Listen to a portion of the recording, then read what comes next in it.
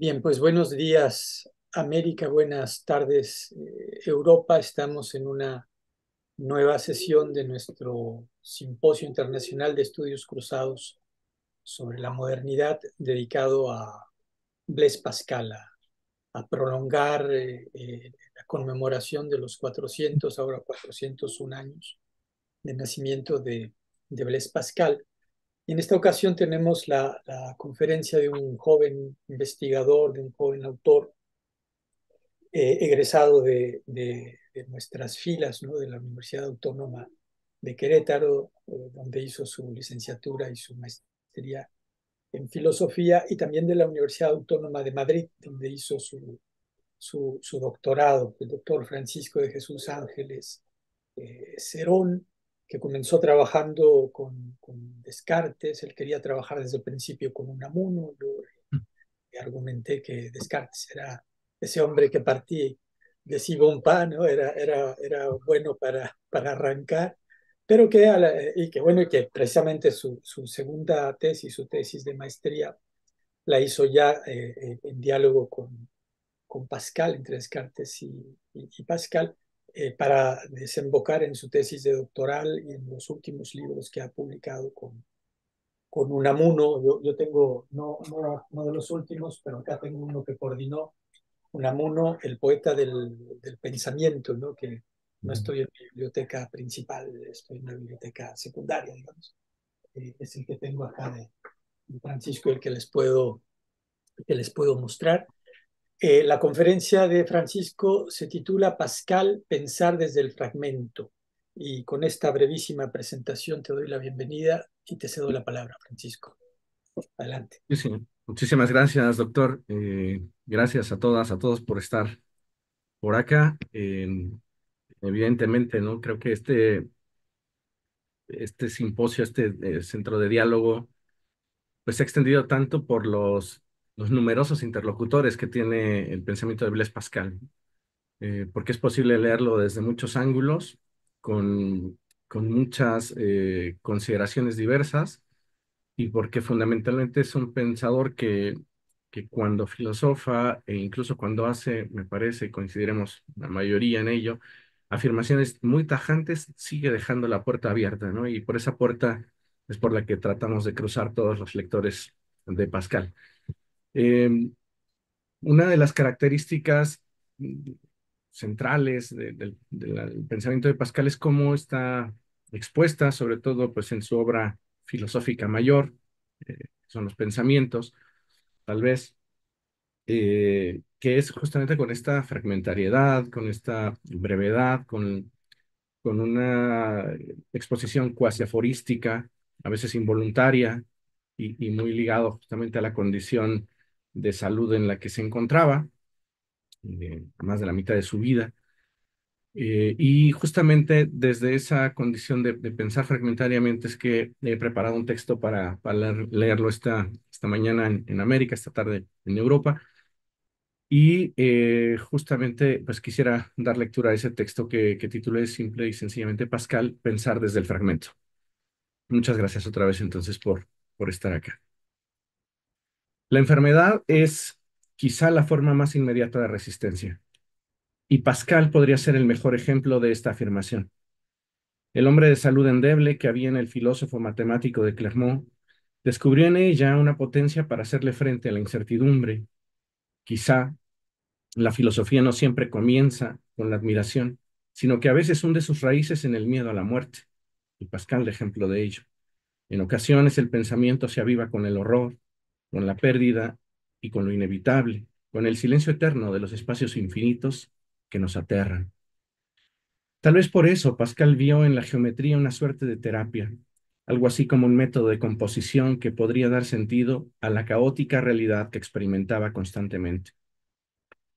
Esto puede saberlo y compartirlo quien ha pasado algunos días de su vida en una cama de hospital o en una oscuridad profunda de una habitación a la que ve reducido su mundo cuando la vulnerabilidad del cuerpo propio acompaña las cuitas espirituales que atormentan a quien se pregunta por el sentido del ser y de la vida. La enfermedad es un espacio vital eh, en el que hay un huésped inquietante. el nihilismo que acompaña a la imposibilidad de dar respuesta a la pregunta que cuestiona un porqué. Pues si bien es cierto, en muchos casos la convalecencia es una figura de reposo obligado que nos aleja del vértigo de la normalidad, en Pascal queda claro que la enfermedad es una condición punzante, una circunstancia que la empuja hacia un ocio creativo del que emana una tremenda pasión por calcular. Pues no podemos dejar de lado el hecho de que ha sido a través del cálculo que Pascal da cauce de manera prioritaria a la búsqueda de un paliativo que pudiera otorgarle cierta tranquilidad existencial, pues se trata de una condición que tras la noche del memorial y hasta su muerte le fue especial y permanentemente desconocida, aun cuando ello contraste con la constante retórica del converso que acompaña a su escritura después de 1654. El cálculo es para el autor del Tratado de las Cónicas algo más que una herramienta para resolver problemas de ciencia experimental. Es el medio con el que trata de hacerse con ese ápice de certeza que busca constantemente en los pensamientos. Ahí es imposible que el lector no se encuentre con cierto eco de una fogosidad inútil que nunca logró entibiarle una desesperación que le genera la tensión dialéctica que surge entre el espíritu que se sabe endeble y en medio de lo incierto, y la necesidad de seguridad que caracteriza al alma genuinamente jansenista como fue la de Pascal. El desgarro que acompaña al sentimiento de vacío y la profunda necesidad de una certeza plena escinde al alma humana. Pero ello no mina la inquietud del filósofo de Clermont al tratar de buscar un apoyo que no puede encontrar en sí mismo. Antes bien, la angustia que la incertidumbre le genera lo empuja a buscar saber,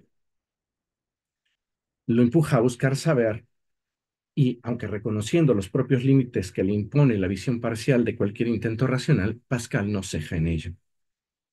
El filósofo califica al ser humano de cloaca de incertidumbre y reconoce en el famoso fragmento 199 que, dice, ardemos en deseos de encontrar un asiento firme y una última base constante para edificar sobre ella una torre que se alce hasta el infinito. Aunque sabemos, completa él, que todo nuestro fundamento cruje y la tierra se abre hasta los abismos. Por un lado, se abre la posibilidad del cálculo para él que ofrece certezas puntuales sobre hechos concretos, y por otro, ese mismo ejercicio matemático que ofrece certezas puntuales abre también la mirada de quien lo practica hacia un infinito, donde toda aproximación habrá de sonar parcial y posiblemente equívoca, recordándonos el abismo de incertidumbre que cada uno de nosotros es. La fe dolorosa de Pascal, como nos recuerda Alicia Villar, que le gustaba a Unamuno llamar a la espiritualidad del filósofo francés, es consciente de los riesgos de la existencia y se aleja de la tranquila instalación y aceptación de la finitud que se contenta con la moderación. Antes bien, se instala siempre en el misterio. Vivimos embarcados, dirá en el pensamiento 418, y la paradójica condición humana no exime entonces de hacer apuestas, de comprometerse frente al riesgo del error. Como en todo juego de azar, el riesgo es cierto y la ganancia incierta. Pero es imposible no decidir, porque lo que se juega es el todo, y tal como Pascal subraya en el pensamiento 427, las opciones admisibles se reducen a dos.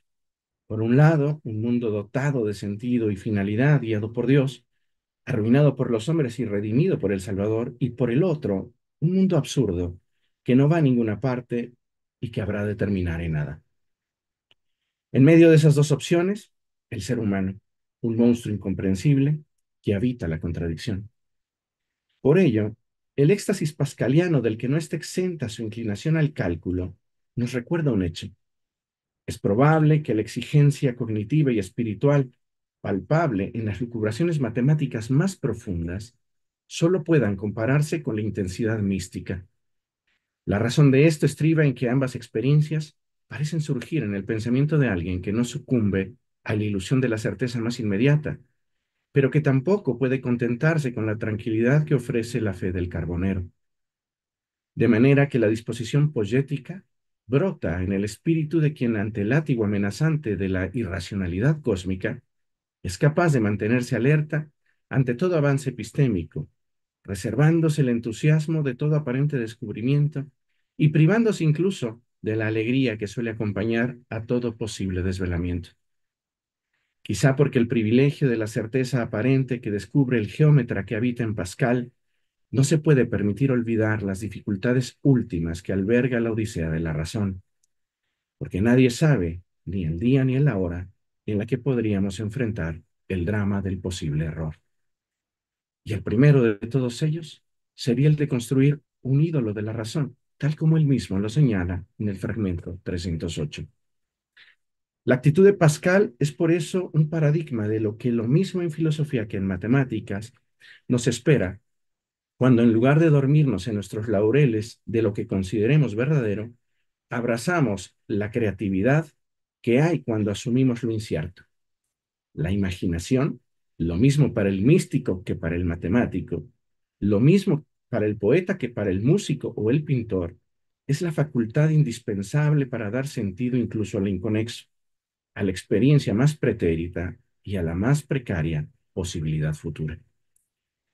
Pero esto solo se revela a quien no desecha el valor que hay en mirar, pensar y escribir desde el fragmento, lo cual en Pascal da como resultado la consolidación de un observador de hechos, tal como han logrado ver en él Michele Federico Siaca y Lucien Febvre, quienes han advertido en su figura a un experimentador fiel de los hechos que observa, ponderándolos con suma importancia.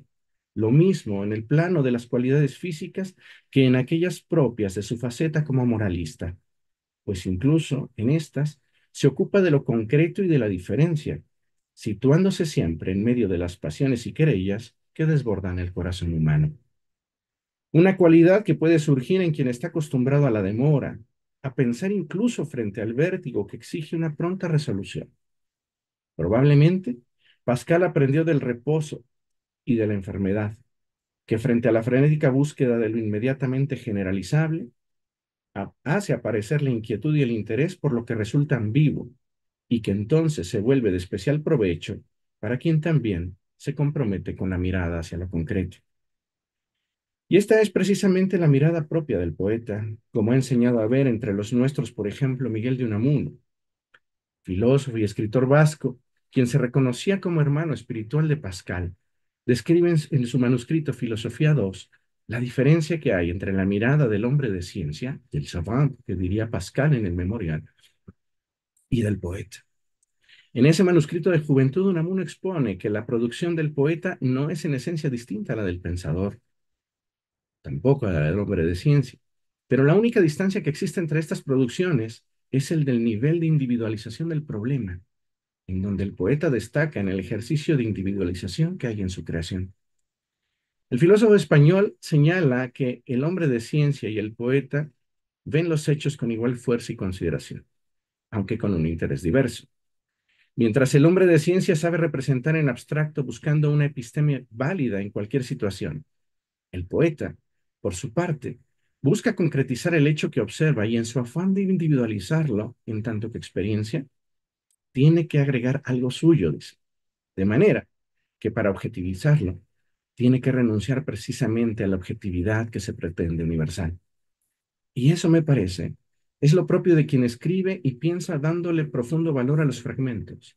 Y Pascal es un precioso ejemplo de ello.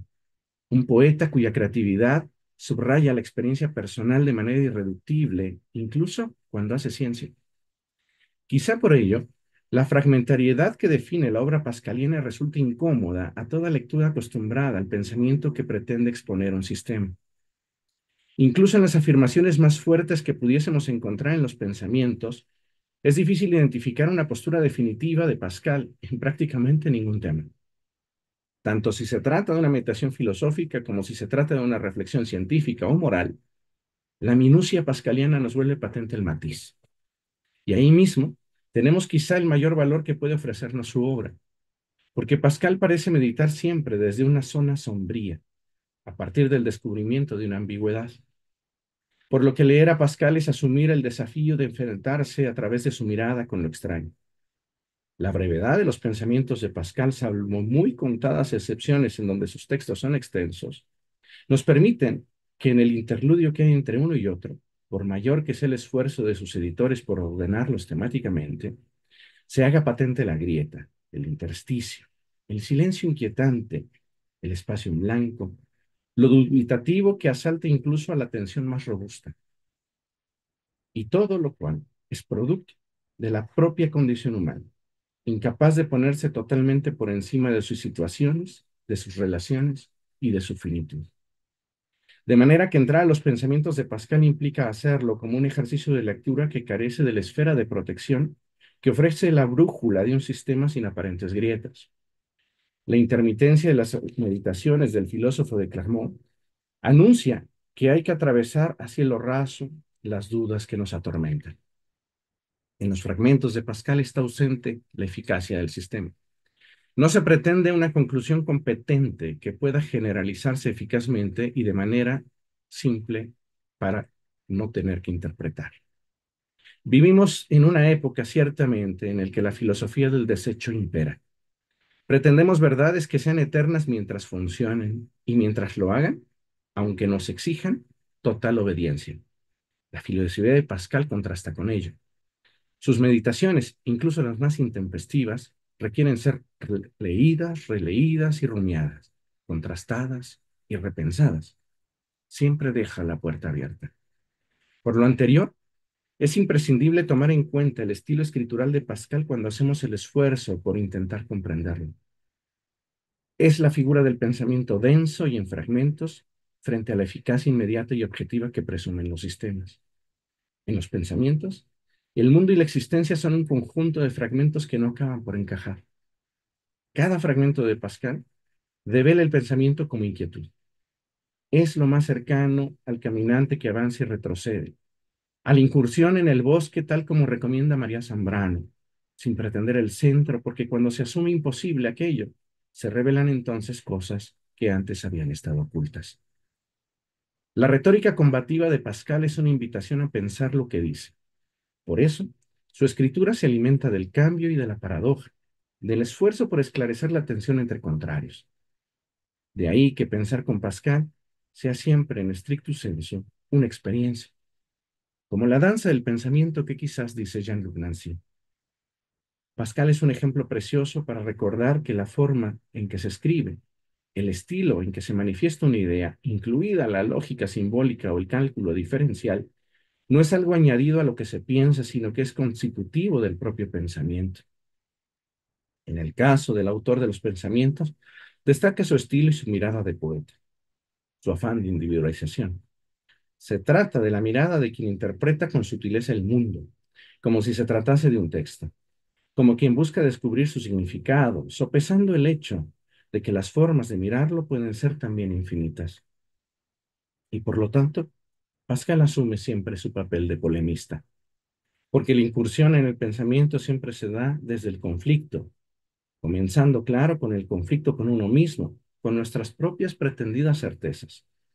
Pues pensar el mundo, interpretarlo de esta manera, no es clausurar su imagen, sino volverla múltiple, dado que la última interpretación solo podría venir de Dios o de alguna ilusión metafísica, de la que se desencantó pronto Pascal, siendo todavía muy joven, tras sus intercambios con Gassendi y Roberval. Pascal lo sabe bien. La línea recta es la más corta entre dos puntos, pero solamente en una geometría euclidiana. Fuera de ello, hay mucho más. De manera que en perspectiva pascaliana, la metafísica no sería el camino de respuesta más rápida a la condición nihilista. Y es que incluso, pese a que el cálculo puede ser a su modo una poética que asume la tarea de darnos luz en medio de la oscuridad de lo incierto, Pascal, como todo aquel que se aventura a practicar sus cavilaciones al amparo de funciones geométricas, acomete el intento de abandonar la percepción pasiva de la realidad, en la que puede dejarnos toda pretensión absoluta de certeza, y mientras hace matemáticas, se descubre a sí mismo arrojado al misterio tremendo de la existencia. Su mayor obra filosófica, no lo olvidemos, está constituida por los papeles de un muerto, como ha dicho Michel Legrand, y esa es la prueba estilística más fuerte de su tendencia a pensar fragmentariamente, pues quizá no otra cosa es posible hacer cuando se experimentan los destellos de revelación de una proposición matemática. pues ésta ofrece al espíritu que ha oficiado un intento magistral de penetrar la realidad un posible nuevo avance, pero nada más. De ahí que Pascal sea un arquetipo del pensamiento sin certezas y el modelo de alguien que quizá incluso ni siquiera aspira a tenerla del todo. De modo que si Charles Péguy ha dicho de Descartes que su prosa es paradigma de una filosofía sin miedo, la de Pascal es más bien una prosa en movimiento, la que avanza y retrocede sin garantía geométrica y la que casi hace alarde de su miedo cuando afirma, por ejemplo, en el famoso Pensamiento 201, ¿cuántos reinos nos ignoran? Para confirmar, entre otras cosas, esa visión de la realidad que ha condensado Borges de manera insuperable en su ensayo La esfera de Pascal, cuando el poeta nos recuerda que para el filósofo francés, la naturaleza es una esfera espantosa, tal como anima a leer, por ejemplo, la edición crítica de Turner, cuyo centro está en todas partes, lo sabemos, y cuya circunferencia en ninguna. Por ello, en Pascal las matemáticas son un acto creativo, poético en sentido griego incluso, un peculiarísimo estilo de comentario intenso de la naturaleza, que es en sí mismo un tipo de arte. Pues frente al abismo de la incertidumbre, aparece esa tentación hipnótica de creer que podemos calcular lo probable, ya que encontrarnos con la inconsistencia de la propia existencia no es razón suficiente para renunciar al intento de saber, así sea de modo provisional o inconcluso. Por el contrario, las matemáticas que practica Pascal tienen su dimensión artística precisamente porque ante la carencia de un garante axiomático, el descubrimiento de la miseria del propio pensamiento, en el que el filósofo francés ahonda tanto, es nuestro primer luminoso significado. De ahí que el autor del Tratado de las Cónicas nos recuerde que todo acto de sentido y comprensión de la realidad es fruto de haber asumido el desarraigo, nuestra pequeñez, de la comprensión inmediata que nos revela que el yo es odioso y liviano, que es endeble. Y esta es la razón por la cual Pascal hilvana deducciones geométricas como quien compone versos, sabiendo que toda afirmación que roce en apariencia la certeza va a alejarnos de la densidad de la realidad cuando esa conceptualización pretenda nombrarlo todo. Nos hará sentir seguros y olvidaremos entonces el peso inconmensurable de la existencia a la cual nuestra condición endeble, posiblemente la enfermedad, va a devolvernos pronto. Pascal se niega a que la realidad incierta sea borrada por aquello que lo mismo en matemáticas que en filosofía pretenda definirla completamente. Por ello, la epistemología pascaliana posterior a la noche del memorial está sostenida por una lógica del corazón como metodología, ya que supone que toda interpretación de la realidad y de la existencia, incluso la geométrica, es una suerte de interpretación a la cardíaca, especialmente porque los principios de las cosas de fineza, que es donde se juega de verdad cualquier posibilidad de certeza plena, no se dejan manejar por la forma más clásica de la dialéctica, pues en el abismo no se avanza de manera silogística.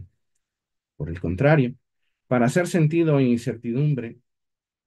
incertidumbre, perdón, más extrema, es necesaria la fineza, porque los principios últimos de la realidad que se nos revelan como un misterio solo se vuelven patentes ahí, tal como lo anuncia en el pensamiento 512.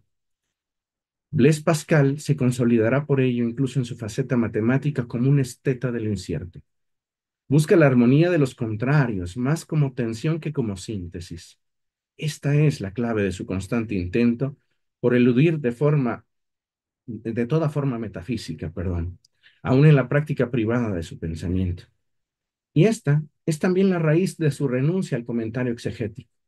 No hace hermenéutica de otros autores y no pretende nunca asumirse como especialista o como militante de alguna tradición filosófica. Aquello lo sustituye por el debate, por la paráfrasis, por el litigio dogmático que envuelve en una retórica de polemista que roza muchas veces con un existencialismo de primera línea. Si se ensalza lo humillo, recordaremos. Si se humilla lo levanto y lo contradigo siempre hasta que se dé cuenta que es un monstruo indescifrable. Escribe en un pensamiento que recuerda al Evangelio, pero que describe al mismo tiempo al insoportable yo que se esfuerza por asimilar sistemáticamente a lo uno cualquier forma de otredad que pudiese aparecer en cada espejo. Hans Urs von Balthasar ha tratado de alejarse de la imagen de un Pascal desgarrado cuando en su monumental obra Gloria, una estética teológica, ha señalado la pertenencia de Pascal justamente a ese hilo de lectura de pensamiento, cayendo en la tentación, como él mismo dice, de eludir la tendencia pascaliana al fragmento. Sin embargo, y sin caer en una lectura romántica del autor de los pensamientos, y apelando más bien quizá a una recepción hispánica de Pascal, es factible advertir en su pensamiento una actitud agónica más que contemplativa. Y de hecho, aunque asume que todos los males del ser humano se reducen a la incapacidad para la meditación, como apunta no sin vehemencia en el pensamiento 622, cuando escribe que nada es tan insoportable al hombre como estar en total reposo, sin pasiones, sin ocupaciones, sin diversiones y sin interés, porque inmediatamente dice, saldrán de su alma el tedio, la negrura, la tristeza, la pena, el despecho y la desesperación. Sus esfuerzos intelectuales no parece que aspiren a ser contemplativos, como podría ser el caso quizás por momentos de San Juan de la Cruz, por citar un ejemplo entre sus contemporáneos cercanos. Lo propio de Pascal es la batalla, así lo delata su prosa. En ella, aquella astuta serenidad de Montaigne, a quien leyó profusamente, se ha transformado ya en un gusto por la objeción expresada en la primera persona del singular. La exposición de las ideas se da mediante una ralentización que enrosca las definiciones hasta dejarlas tras el velo de unas afirmaciones que parecen surgir a borbotones, empujando hacia adelante, sin más estandarte que la fe. Pues ni siquiera cuenta con la incuestionable existencia de Dios que le asegure racionalmente la inteligibilidad del mundo. Pascal solo cuenta con la apuesta propia, la máxima tensión de la voluntad, que es quizá lo que en el fondo le anima a ser uno de los más grandes precursores modelos del cálculo de la probabilidad y del azar. Y es que no podría mirar hacia otro lado quien ha descubierto que la única cosa que nos consuela de nuestras miserias es la diversión. Blaise Pascal conoció las salas de juegos y en el azar identificó la pasión por avanzar en medio del incierto, buscando la ilusión de calcular lo que será. Una constante mirada hacia afuera que pretenda confundirse con la distracción que nos quite la atención sobre nosotros no es su opción. Porque la diversión es la mayor de nuestras miserias, dice. Porque eso es lo que nos impide principalmente pensar en nosotros y lo que nos hace perdernos insensiblemente, subrayará. Sin esto nos aburriríamos y ese aburrimiento nos empujaría a buscar un medio más efectivo de salir de él. Pero la diversión nos distrae y nos hace llegar insensiblemente a la muerte, algo que él mismo no se podría permitir. Si para Descartes el error representa el mal supremo, perfectamente identificado en el genio maligno, para Pascal el mal radica en la credulidad racional al extremo, en la imposibilidad de ver nuestras miserias o en el esfuerzo, peor aún, para no verlas. Por eso, las virtudes literarias de Pascal residen en su fragilidad, que no eluden entonces la angustia psicológica en la que se adivina el drama de la razón. Por eso creo con Romano Guardini, por ejemplo, que Pascal encarna el drama de una conciencia endeble que se sabe, de sabor más que de certeza, en medio del abismo, que se saborea en el abismo. Y es tal vez esa condición la que hace que el matemático francés se declare en el pensamiento 170 como pirroniano, geómetra y cristiano, puesto que su espíritu, dice, se mueve por la duda, no por la seguridad y la sumisión. Un trinomio que encierra su propia clave hermenéutica, sobre todo porque si el esfuerzo de la metafísica medieval y moderna reside en alcanzar una densidad sintáctica que elimine toda opacidad conceptual, en el caso de Pascal, encontramos a un espíritu que pretende recordarle al pensamiento que también puede hablar claridad en los fragmentos. Por eso el autor de las provinciales hace del quiasmo neuronal verbal el quid de quien quiere llevar a la expresión el relámpago de significado que nuestra débil atención puede encontrar incluso en lo incierto y que nos permite admirar en ese ejemplo supremo del moralismo francés una suerte de aforista involuntario. Escribe hasta donde la resistencia de la enfermedad le permite del todo. Sabemos que la precocidad científica de Pascal le permitió participar con su padre en las reuniones que se celebraban en la casa del padre Mersenne, a las que asistían Gassendi y Roberval, y a las que Descartes, Torricelli, Galileo y Fermat enviaban sendas y doctas comunicaciones. Ahí conoció muy pronto, por ejemplo, la aversión que sentían algunos hacia lo que ellos consideraban las fantastiquerías metafísicas de un excéntrico solitario como Descartes. y se enteró entonces también del desprecio con el que el caballero de la Turena miraba aquellas observaciones de sus colegas. Al interior de esa suerte de Academia Libre de Ciencias que era el círculo de Mersenne, Pascal irá fijando pronto las posturas que le van a dejar también solo a él y que le darán una figura unitaria y difícil de asociar a las ideas de algún otro de sus contemporáneos. Así, poco a poco, y pese a que la continuidad de sus investigaciones en las ciencias humanas y religiosas le harán paulatinamente dejar de considerar a la ciencia como su única e íntima morada, verá también entonces cómo en las primeras líneas de su ejercicio aparecerá un simple instrumento para el conocimiento y mejor aprovechamiento de las segundas intenciones que tendrá, que será dedicarse a la sabiduría moral y a la religión. El punto de encuentro de aquellas será para Pascal el hecho de que el hombre es un misterio que solo se esclarece con el misterio de Dios. Por ello, después del memorial, el camino que le lleva de la física y las matemáticas hasta la apologética será el itinerario que habrá de seguir en la medida misma en que profundice en el misterio de la realidad humana, pues en el ser humano se funden el todo y la nada, el infinito y la pequeñez, lo sublime y lo miserable. Esta es la razón por la que Chevalier escribe en su clásico estudio que dedica al matemático de Clermont que el equilibrio que Pascal supo alcanzar continuó, y así puede decirse, alzándose cada vez más, mientras su mente se elevaba del orden de los cuerpos al orden de la caridad, colocando a cada una en su verdadero puesto, pero sin entregarse jamás a una última certeza que le llevara a una comodidad espiritual. Así es como surge el esprit de finesse como modelo de meditación, en medio de la batalla.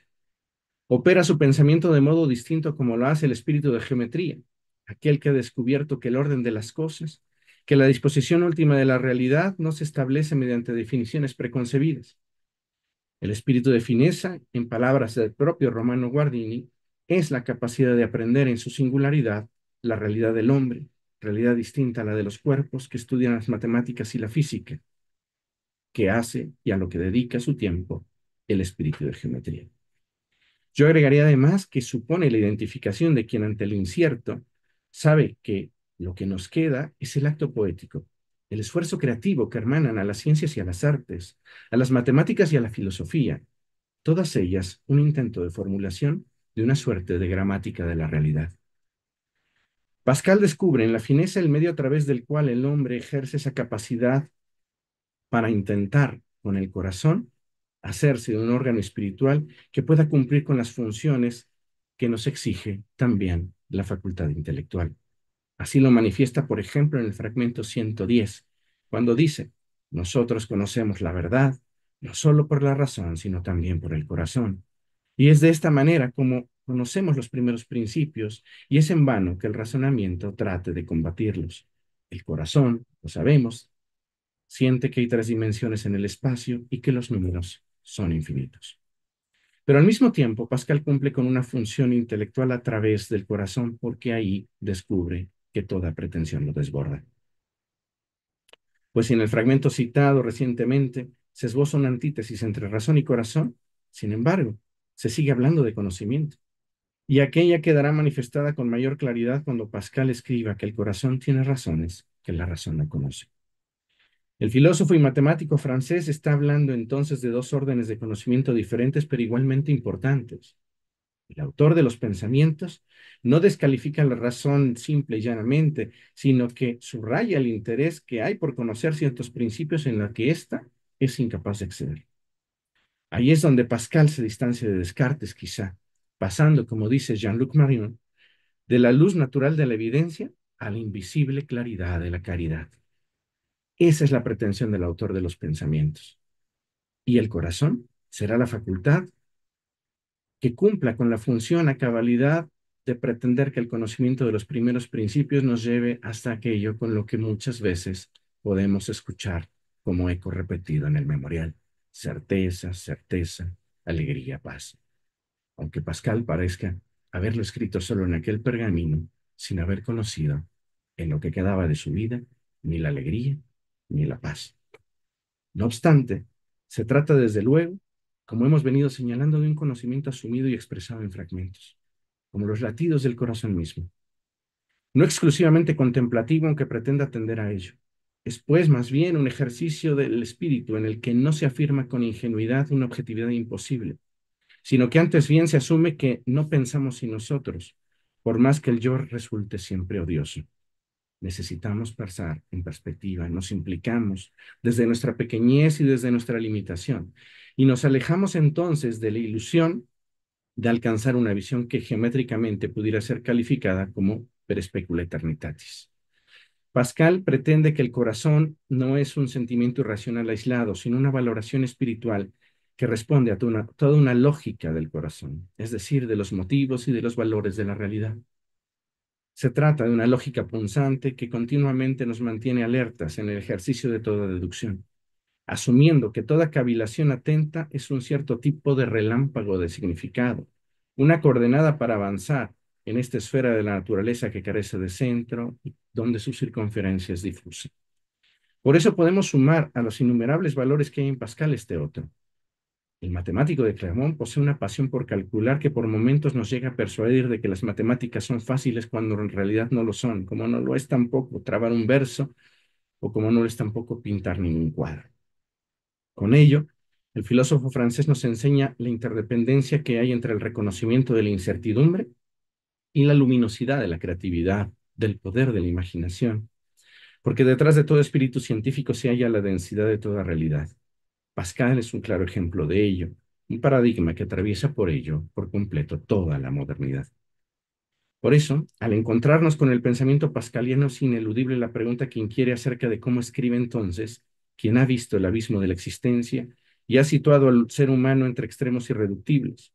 Pues es imperioso preguntarse cómo se aproxima alguien así al intento de enunciar aquello que ha vislumbrado en una suerte de claroscuro constante, después de poner todo en tensión con lo incierto y después, sobre todo, de poner el esfuerzo del espíritu al, a los pies de intentar aclarar alguna paradoja.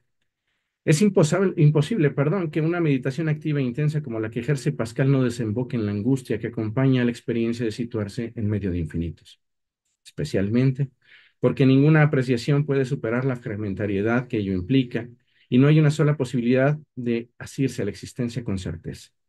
Y lo que queda entonces es más bien aproximarse a la enunciación cuasi aforística del incierto, porque ello nos permite hacer frente al silencio eterno de esos espacios infinitos que nos aterran.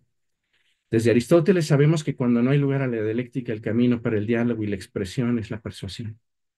Y esto no fue un secreto para Pascal, quien sabía precisamente que el camino de la persuasión es lo que se abre ante nosotros cuando el horizonte nos ofrece también la posibilidad distinta al pensamiento silogístico o geométrico, lo que queda para el espíritu de fineza, porque la meditación de Pascal no conduce a la suspensión del juicio, sino a la vida intempestiva, tanto pública como intestina. Y quizá no hay nada más convulso que la exposición del pensamiento a través de los fragmentos, como pasa, por ejemplo, en la mayor parte de las líneas que componen los pensamientos, pero como también podemos ver en las provinciales. La intención de Pascal no es llevar al lector a la hipogée ni a la perplejidad ataráxica, sino a un estadio donde reinan la confusión, la ansiedad, la angustia, el desasosiego, aunque también ahí pueda rozar la gracia. El estilo de Pascal lleva a quien lo lea a descubrir que en sí mismo hay un monstruo incomprensible, algo que el geómetra de Clermont develó para su propia persona, porque siempre se arriesgó a experimentar la vanidad y la consagración casi monacal del pensamiento ante la intensidad y ante lo inmenso. Pero si no hubiese sido así, y Pascal no hubiese experimentado el desencanto del pensamiento geométrico, y tampoco hubiese padecido la enfermedad que le mostró en carne viva la finitud y la inoperancia que nos acecha, probablemente nos habríamos perdido de una escritura fina, aunque fragmentaria, que recrea en su propia estructura estilística el centelleo del pensamiento. La tensión no dura para siempre, y esto lo sabía también el Descartes de las Regules. Pues de qué manera nos habríamos enterado entonces del poeta en prosa que había en Pascal si hubiese terminado la obra que proyectaba en los pensamientos y no hubiesen sido estos los papeles de un muerto. Probablemente nos habríamos privado de esa escritura cercana al aforismo que recoge la meditación de la única forma lícita que parece salvar el testimonio vivo del espíritu que reflexiona con todas sus consecuencias. Es decir, con la intermitencia del balbuceo que nos recuerda que la vida es agonía en sentido inamuniano. Por ello, Pascal prefiere la comprensión intuitiva oponiéndose a una metafísica abstracta, aunque ordene el todo, y así se disuelva la plenitud concreta. Por eso fascina, creo, el pensamiento en fragmentos del matemático de Clermont. Solo entonces el placer de ver puntualmente encaja con el espíritu de fineza, que de una sola mirada percibe cómo desde las alturas de la reflexión las proporciones del conjunto de las cosas se mantiene vigente junto al sentimiento de los primeros principios que no podemos demostrar. El espíritu de Justes manifiesta así el brío estilístico de la expresión apasionada que pretende recuperar el balbuceo del encuentro con alguna consonancia del orden que descubre parcialmente todo cálculo geométrico. Se trata de un estilo en el cual el corazón siente las cosas y las juzga como quien recupera carnal y particularmente la experiencia que, por ejemplo, Bernini condensa en su efigie de Santa Teresa. Toda experiencia de belleza, la de una ínfima verdad incluso experimentada en un fragmento, penetra como una espada la finitud del pensamiento y nos abre al mismo tiempo el misterio de la caritas.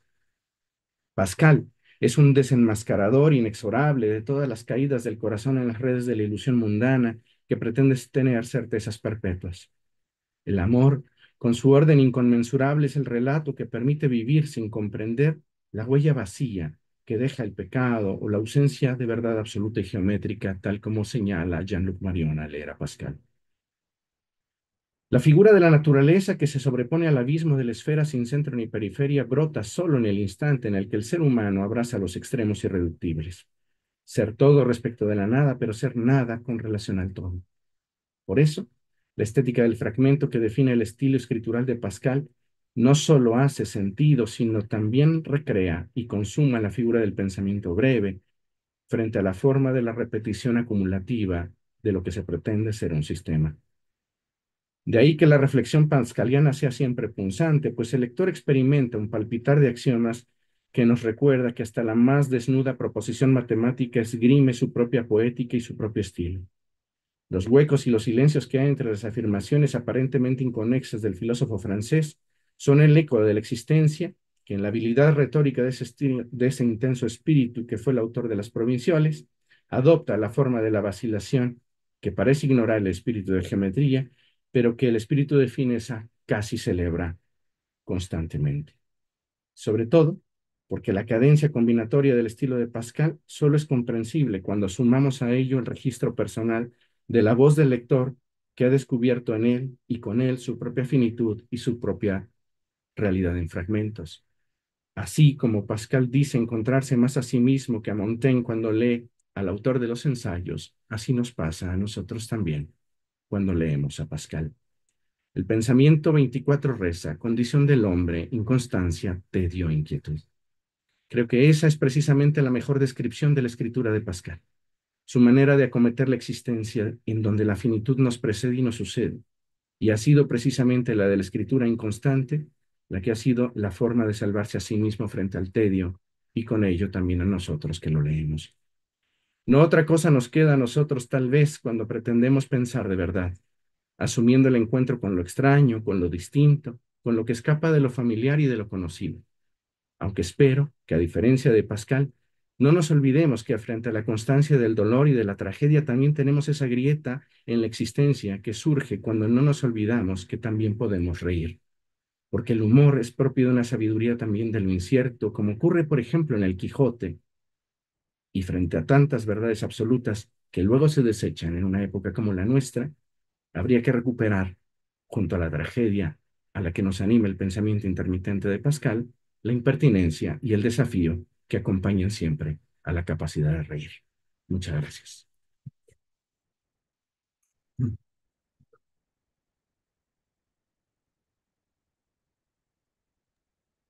Pues gracias a ti, Francisco, por esta exposición en la que, pues con tu estilo, nos hablas, con tu estilo muy personal, nos hablas del estilo tan personal del pensamiento, a fin de la escritura del pensamiento y de la escritura de Pascal. Para calentar motores, yo lanzo una pregunta de pronto. que sería la de esta curiosidad que a mí me deja el ver lo que yo percibo como un desfase entre las dos obras mayores de Pascal y el resto de sus obras, ¿no? Hay una diferencia de estilo, de calidad, no sé si tú la veas. Ujú. Y quería preguntarte, ya que nos hablas del estilo de Pascal, ¿qué piensas de esa diferencia?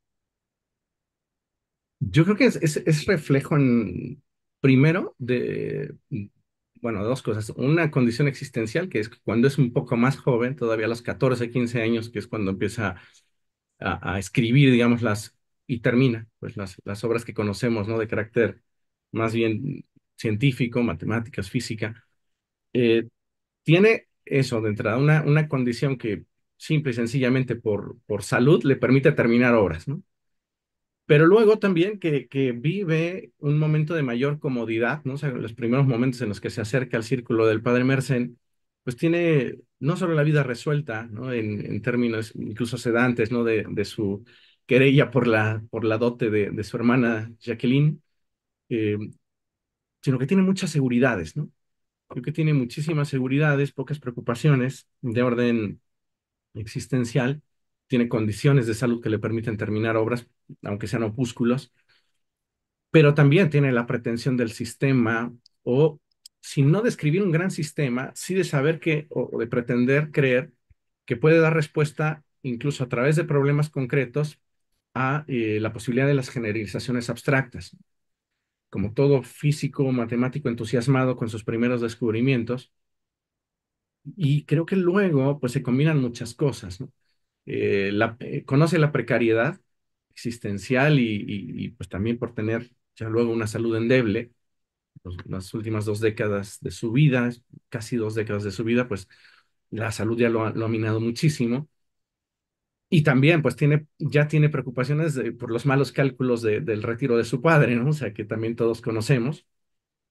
Pero eso además, junto a la experiencia del memorial, y aquí creo que sería súper interesante digo, tener el tiempo, además, para dedicarlo, ver qué tanto influyó, por ejemplo, su lectura, entre otras cosas, ¿no? De los místicos, ¿no?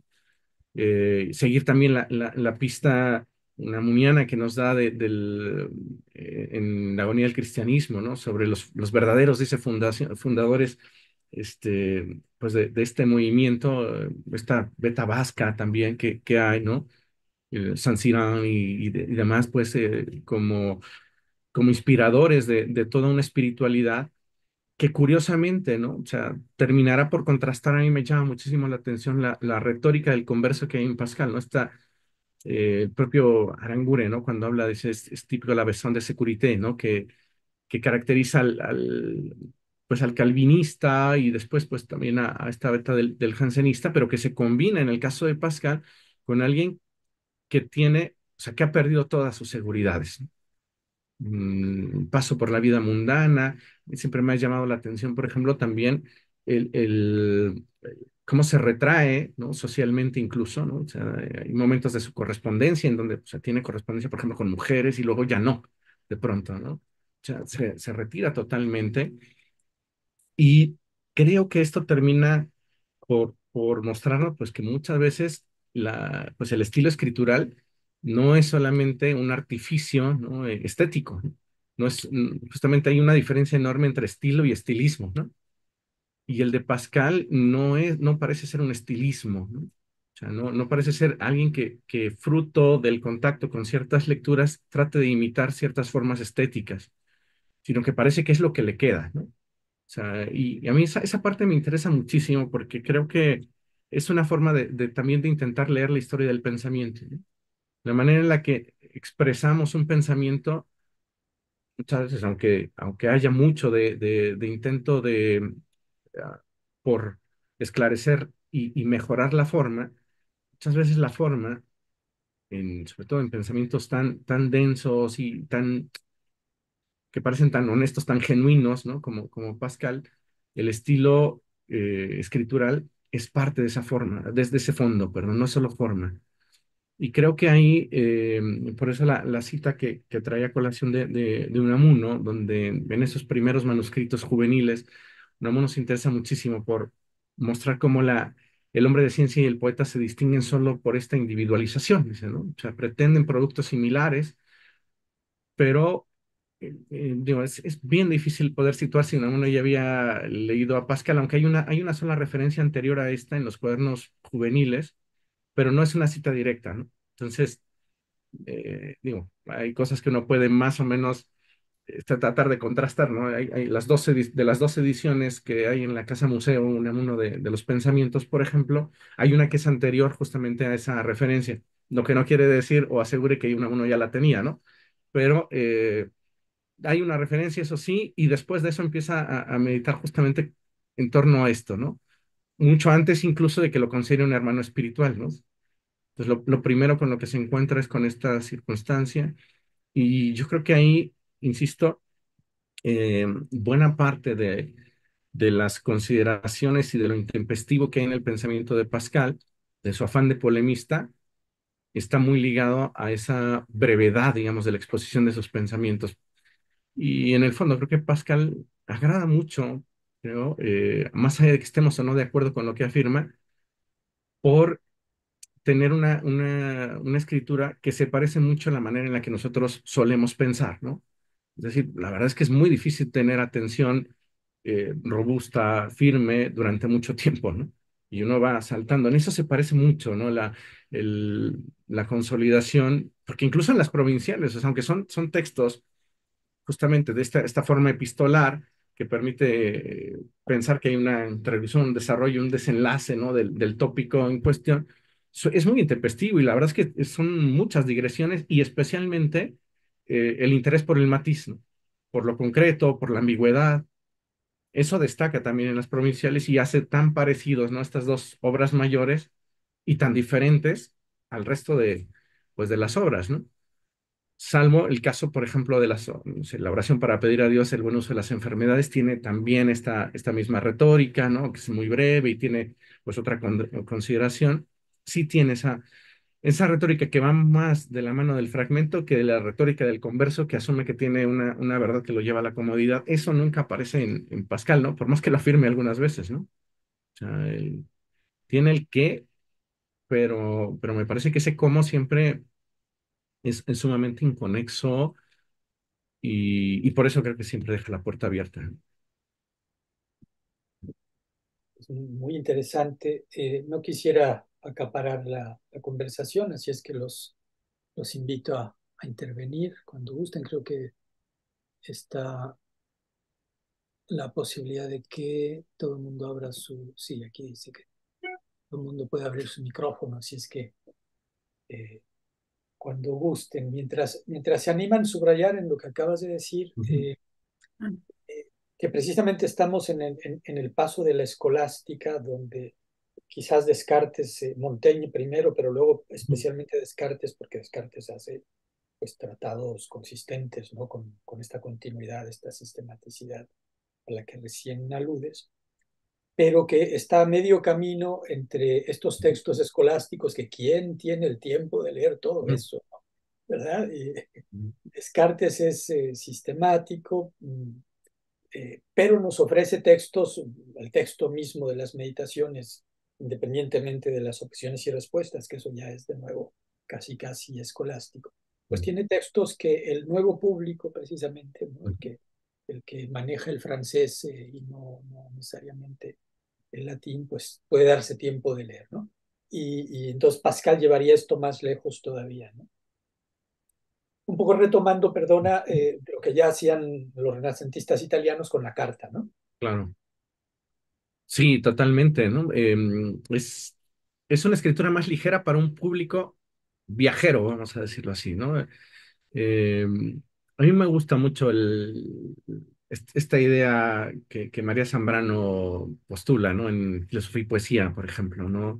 Sobre cómo entrar al bosque para poder ver las cosas, dice, no veas el bosque.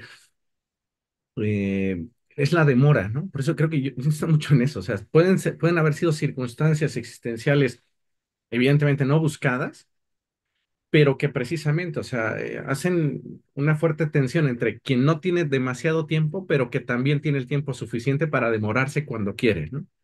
Y ese es el público moderno, precisamente, ¿no? O sea, Eh, el propio Descartes, pues, esta tesis que a veces se suele eh, poner sobre la mesa, ¿no? La gran virtud de que los varios volúmenes, ¿no? De las disputaciones de Suárez, eh, las 60 paginitas que tiene la primera edición de las meditaciones, sean justamente un diálogo con ello, una exposición, una polemización y una actualización, ¿no? De ello, ¿no? Eso, evidentemente, o sea, es como dice Nancy Negosum, que usted tradujo, doctor, ¿no? O sea, es la época del pensamiento en el quaternum, ¿no? O sea, que uno puede llevar en la mano, ¿no? O sea, creo que esa reflexión bellísima de Nancy, ¿no? Nos anima mucho a ver justamente o sea, un estilo de pensamiento que se pone al día, ¿no? Que está a la altura de ese tiempo y que no por ello, o sea, deja de ser denso y profundo, pero precisamente, ¿no? Es denso y profundo, siendo pues propio de la interpelación, ¿no? O sea, es un pensamiento sumamente dialógico, el de Descartes, en las meditaciones no se diga, evidentemente, pero lo que hay en los pensamientos es el ejercicio de meditación tal como lo describe Salvio Turró, por ejemplo, ¿no? O sea, es el fruto de quien puede meditar hasta donde la atención le da. Y creo que en ese sentido, o sea, los modernos siguen siendo o seguimos siendo así, ¿no? O sea, en muchos sentidos nos vamos acostumbrando a la carta, al diario, ¿no? Al aforismo, evidentemente, ¿no? O sea, el moralismo francés es justamente, o sea, tal vez pues desde el propio Pascal o la Roquefoucauld, por ejemplo, ¿no? Pues hasta Cioran, si lo sumamos ahí tienen esa característica, ¿no? O sea, es muy curioso porque son afirmaciones muy tajantes, pero con este sentido dialógico de responden. Entonces, ¿qué habría pasado? No, no siempre se puede hacer ejercicios de imaginación, ¿no? ¿Qué habría pasado si Pascal termina la obra apologética que dicen, él se imaginaba con los pensamientos? Nos habríamos perdido de esto, ¿no? Sin duda alguna, ¿no? Ahora, ¿qué tanto realmente aspiraba o con qué estilo aspiraba a construir esa gran obra? No lo sabemos, ¿no? Pero de ahí surge justamente uno de los más grandes moralistas de la historia, ¿no? Con un estilo bellísimo. Insisto, es la escritura de un poeta en términos unamunianos, ¿no? O sea, es alguien que pretende no generalizaciones abstractas inmediatas, sino quien va vía la demora, buscando la individualización y dejando algo suyo. Y además se precia en manifestarlo, en decirlo, ¿no? Totalmente. Y creo que, pues eso justamente se da en un momento de cambio. Luego, buena parte del pensamiento moderno, pues va a construir los grandes sistemas del idealismo y demás, en donde, pues el yo, la persona, la diferencia queda subsumida total y absolutamente hasta desaparecer, ¿no? Creo que eso es lo que uno puede valorar en Pascal, ¿no? Muchísimo. Y sin duda un gran estilista y de una gran eficacia. Total, sí. Pero súmense, ándele, que se anime alguien. Ujú.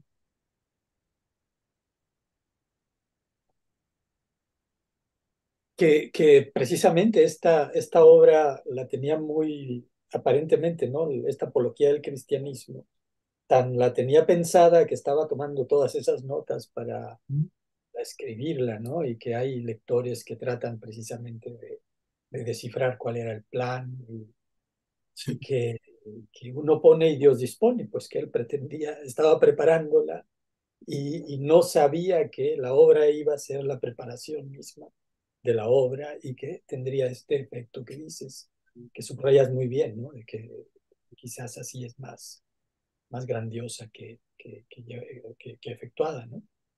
Sí, sí, sí, totalmente, ¿no? De hecho, incluso ya si vamos al interior de esa obra, así como podemos comparar los provinciales y los pensamientos con el resto de sus opúsculos, también es cierto, aunque no hay pensamientos, no es el 199, hay algunos que son muy extensos y multicitados, pero la verdad es que justamente incluso hay estilística o poéticamente son menores respecto de aquellos que son afirmaciones brevísimas, muchas veces paráfrasis justamente, o bien de los evangelios, o bien de otros autores, de Montaigne muchísimo, ¿no?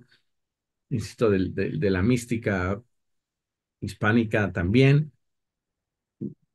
pero sí, en muchos casos creo que incluso ahí da para el diálogo, para poder pues estar eh, pensando muchas cosas en torno, yo creo que es muy vigente, ¿no? O sea, porque ese estilo es muy vigente, sobre todo porque contrasta, o sea, uno podría decir, bueno, a veces uno se puede preguntar esto, ¿no? ¿Qué tanto se parece un estilo como el de Pascal al del tweet, ¿no? O de nuestro tiempo, ¿no? Por ejemplo, ¿no? Estas afirmaciones que aparecen tanto y que se desechan.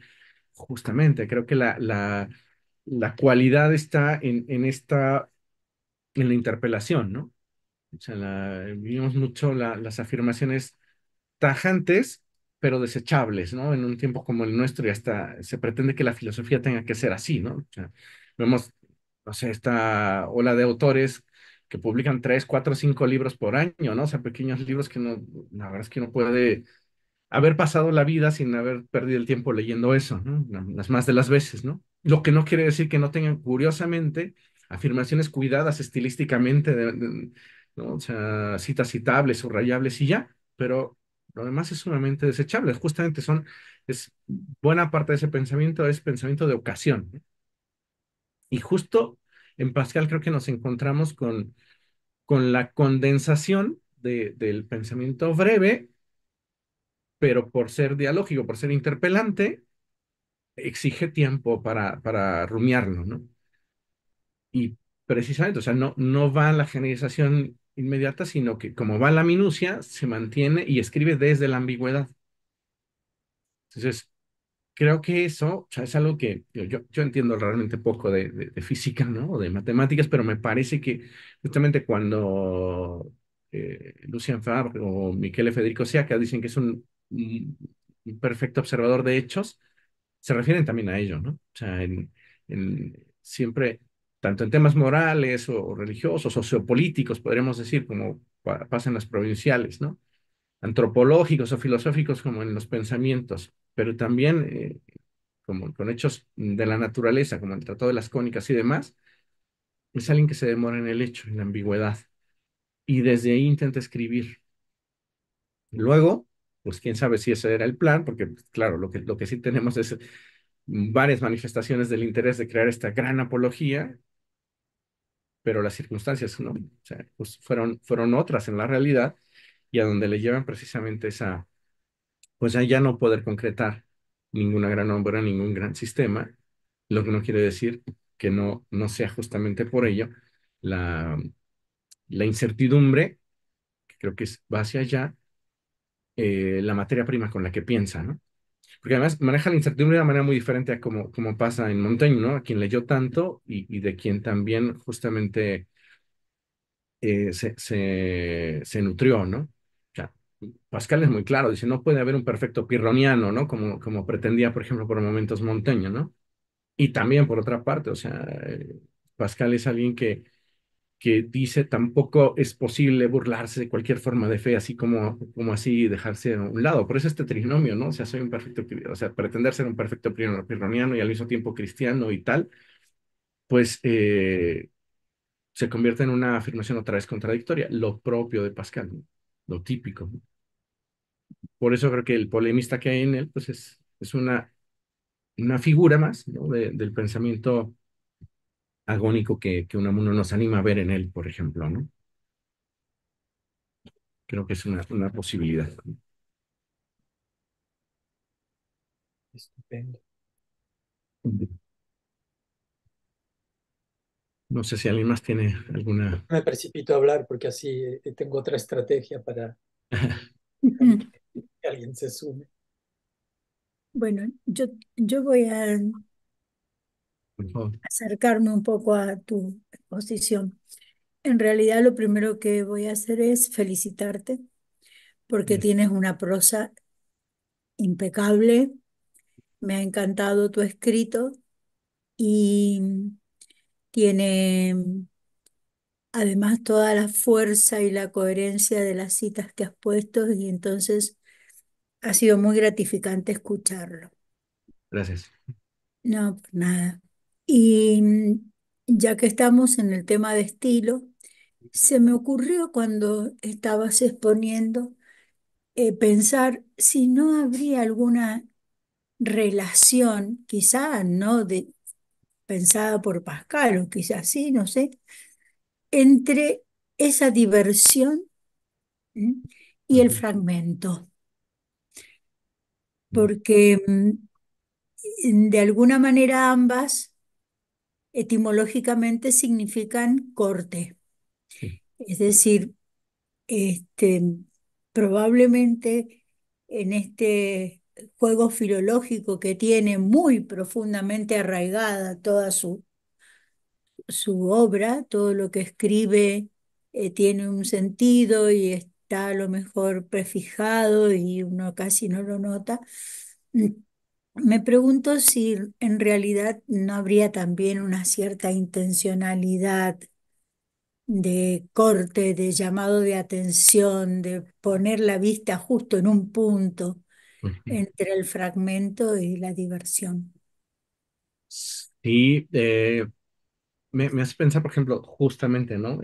Saliendo de lo psicológico, es Sí, sí, decir, sí, sacando la sí, diversión del plano claro, psicológico. claro.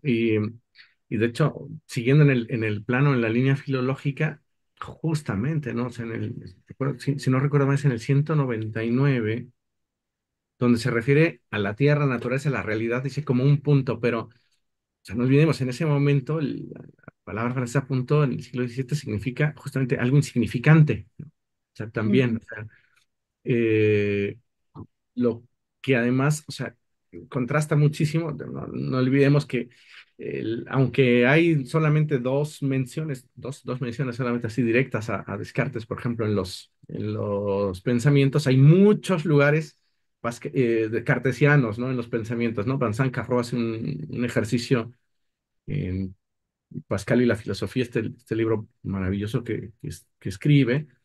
Hay un capítulo que le dedica a los lugares cartesianos, le llaman, ¿no? Haciendo pues la búsqueda de todas esas referencias. Y hay una inevitable frente a esta pregunta interesantísima, ¿no? Que me hace, eh, que es la de, a ver, frente a ir y leer el gran libro del mundo, justamente es a pensarlo como una totalidad, como algo que tiene sentido, ir y encontrarse con los fragmentos, con lo insignificante del mundo, ¿no? O sea, justamente con los cortes del mundo. Y serían solamente dos cortes con igual intensidad, aunque de distinta naturaleza, ¿no? O sea, esta figura recursada tantas veces por tantos lectores de Pascal, ¿no? La existencia se parece a una sala donde todos estamos jugando cartas, ¿no? Y de cuando en cuando vienen por uno de nosotros y no nos damos cuenta que no vuelve jamás, ¿no? Porque estamos justamente ocupados en ese corte del resto. O sea, el resto es eso, ¿no? La existencia que se va a acabar, que tiene durabilidad, tiene duración, una durabilidad incierta, pero tenemos el corte de la diversión. Y el pensamiento sería tal vez el corte del corte, ¿no? O sea, si se me permite ese juego de palabras, ¿no? Es decir, sería la intermitencia, el intersticio que habría en esa distracción, ¿no? Es el momento en el que te concentras. Ahora, normalmente el propio Pascal lo dice, ni queremos concentrarnos, ni podemos hacerlo tanto tiempo, ¿no? Tan sencillo como recordar esa figura que subraya tanto, ¿no? Los reyes, por muy reyes que sean, necesitan bufones, ¿no? Porque si no, por muy reyes que sean, se acordarán que son miserables y finitos, ¿no?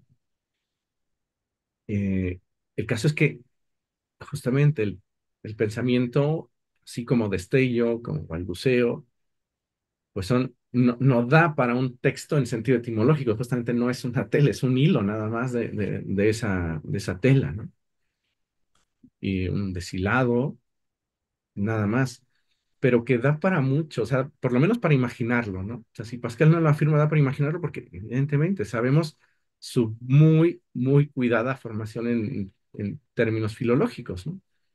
Y las menciones que sí hace, ¿no? Insisto, en la noción del punto a mí me llama mucho la atención porque no es el único pensamiento en donde lo hace y siempre se refiere justamente a lo insignificante, puede ser la naturaleza, que puede ser la propia existencia humana, la certeza, ¿no? O las pretendidas certezas, y siempre lo hace así, como cortes, como lo separado, tiene una secuencia por lo menos y da para pensar muchísimo, ¿no? Sería muy interesante investigarlo honestamente, ¿no? Sí, muchas gracias. Muchísimas gracias a ti. No, gracias, gracias.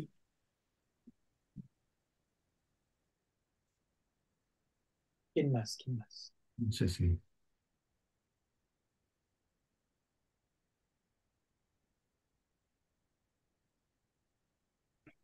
Bueno, pues buenas tardes. Muchas gracias, Francisco, por convidarnos a este ejercicio de pensamiento.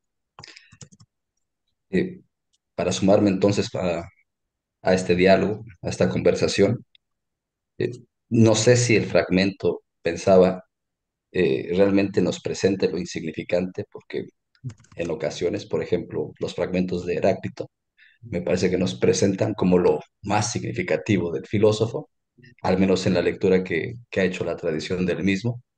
eh, y también porque a veces el fragmento resulta ser como lo más significativo, es decir, lo individual. El individuo es donde el mundo mismo se nos presenta en este dolor, digamos, esta experiencia que le va a permitir a Pascal lo que eventualmente comunica. Es decir, lo Ujú, individual incluso se corta para ver a lo general, y eso quizá es una de las características de la poesía. ujú, ujú, Estaba pensando entonces sobre los términos que empleaste, porque hablabas de las meditaciones de Pascal. Y el término me llamaba mucho la atención precisamente porque enfrente tenemos a Descartes con ujú, sus meditaciones que parece que llevan otro espíritu, ¿no? Que son una apuesta muy, muy diferente. Lo primero entonces que me preguntaría es, ¿cómo estamos entendiendo esto de meditación? Eh, ¿qué significa, qué significa meditar? También porque frente a ello, mencionaba Juan Carlos, ujú, las 6 meditaciones que tenemos, ese ejercicio breve que tenemos, una ujú, nueva comunicación, etcétera, y después de ello se acompaña por objeciones y respuestas que claro. parece que ya van más de acuerdo con el espíritu medieval, es decir, más de la disputación, como el mismo título de la obra de Francisco Suárez deja Sí. ver, las disputaciones. Es decir, además mencionabas, lo propio de Pascal es la batalla, Ujú, y pensaba en la batalla como la disputa. ujú, Si la batalla está entendiéndose como la disputa y en ese sentido es frente a otros hombres es que se batalla, o es que es la batalla, digamos, y o es que es la batalla, digamos, también existencial, ujú, con sus propias dudas, con su propia experiencia, etcétera. Mencionaste que respecto al fragmento que tal vez influye la lectura de los místicos, también pensaba que quizá podríamos ver todas las obras estas que contamos de Pascal como fragmentos de su pensamiento, porque desde joven aparecen obras que son solamente una página, ujú, otras 2, 3 páginas, otras un poco más extensas. Varía el ejercicio como distintos fragmentos del pensamiento de Pascal, una experiencia muy diversa que es su experiencia de vida. ujú, Y cuando hablabas también del tweet, esta escritura del tweet, no sé, me hacía pensar si acaso no podremos pensar con Deleuze el estilo rizomático, ujú, como el estilo que, digamos o que en el estilo en el que se expresa Pascal, que tiene más que ver más con esta vivacidad y menos con una abstracción desde la cual pretende ahora sí reproducirse, digamos, estilos, modos, etcétera. ujú. Entonces, esa sería Sí. como lo primero que quisiera yo Y- preguntar, el significado de la meditación, cómo ajá, entender entonces la disputa y la meditación, digamos, en este sentido, o si hay que ubicarlo en algunos de los fragmentos de Pascal, es decir, en algunos de los textos de Pascal, como serían los pensamientos, y no otros. ujú. Eso sería. Gracias. Muchas gracias, gracias Jesús Carlos, por la interesantísima intervención, la interpelación, porque me hace pensar muchas cosas. De entrada, bueno, yo no estoy muy influenciado por Salvio Turrón en la comprensión de la meditación, ¿no? Como un ejercicio, bueno, dos cosas, un ejercicio espiritual de entrada, pero que además se convierte en todo o sea, un género sumamente recursado en el siglo XVII, por ejemplo, ¿no? Mucha gente escribe meditaciones. Pero hay una consideración bien interesante que a mí me ayuda o me permite hacer un matiz Normalmente, por ejemplo, en el caso de los ejercicios espirituales de San Ignacio podrían ser una suerte de meditación, pero precisamente hay una guía y hay una guía externa que te va llevando, ¿no? La primera diferencia con las meditaciones del propio Descartes es que es justamente esta meditación solitaria en donde la luz natural de la razón, digamos, se pretende la guía, ¿no? Pretende que sea la guía. A mí por eso me gusta mucho la diferencia dice, que establece Marión, dice, la gran diferencia que hay entre Descartes, piensa, ¿no? Y Pascal, es que la luz natural de la razón que nos lleva a la claridad de la evidencia, dice, nos lleva en Pascal a la invisibilidad, ¿no? De la caridad, ¿no? Eh, Además lo dice de manera muy bonita, ¿no? Pero en algo se parecen Pascal y Descartes cuando, en este sentido, cuando meditan, cuando hacen este ejercicio, ¿no? Espiritual. Cada uno busca su propia guía que no tiene nada que ver justamente con la guía exterior, ¿no? Por eso insisto muchísimo en el aspecto combativo, ¿no? En el caso de Pascal, en la batalla, el polemista que hay en él, creo que parte sobre todo de entrada de la pérdida de las propias certezas de juventud, ¿no? O de las propias pretensiones de certeza de juventud. Antes que ir hacia afuera, ¿no? Y mucho antes de la redacción precisamente de las provinciales, en donde evidentemente es un ejercicio polémico público, el caso de los pensamientos pues le llevan a señalar la minucia, y no lo digo como algo menor justamente, sino justamente la ambigüedad, la diferencia. Y ahí creo que el pensamiento en fragmento, el aforismo, ¿no? Y de aquí podemos ir justamente desde los presocráticos pues hasta hace un rato, siempre tienen justamente esta consideración, la de saber cómo lograr, es que lo ponía en el texto, ¿no? Hay un quiasmo ahí, ¿no? Neuronal verbal, no sé cómo llevo a la expresión lo que pude pensar, pues, de manera centellante, ¿no? Eh, Inconexa, tal vez, pero con un afán de significación, evidentemente, ¿no? De dar sentido, de hacer sentido. Y tal vez en Pascal no haya, no sabemos, más allá de los tachones de los que a veces se habla, ¿no? El cambio de una palabra por otra, las anotaciones al margen, pero no hay realmente un trabajo, vamos a decirlo así, de autocorrección de estilo, ¿no? No lo hay, ¿no? Pero sí de intento de precisar un poco más, porque estos tachones, ¿no? En la bellísima metáfora de la esfera, por ejemplo, ¿no?